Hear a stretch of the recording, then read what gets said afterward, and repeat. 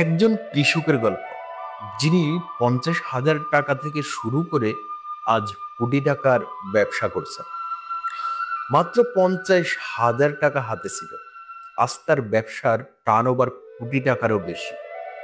এটাই সেই কৃষকের গল্প, যা আপনার জীবন বদলে দিতে পারে। এই মানুষটির নাম আব্দুল মালেক। কোনো বড় শহরের মানুষ নন, গ্রামের সাধারণ একজন কৃষক।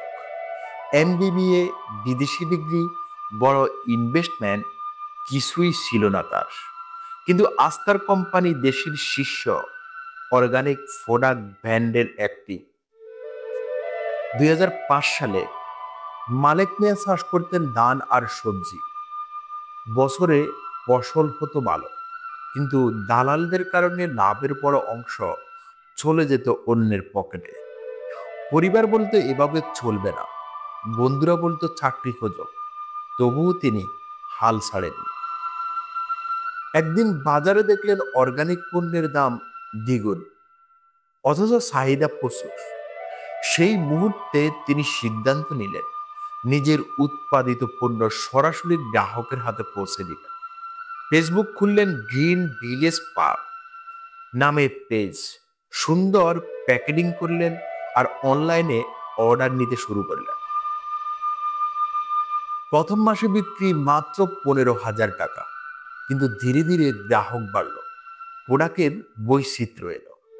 দেশি চাল, মধু, সরিষার তেল, শুকনো মরিচ, সবই অর্গানিক। এখন মাসিক টার্নওভার প্রায় 30 লক্ষ টাকা। বাংলাদেশ ছাড়াও মালয়েশিয়া, দুবাই এবং যুক্তরাজ্যের পণ্য যাচ্ছে নিয়মিত।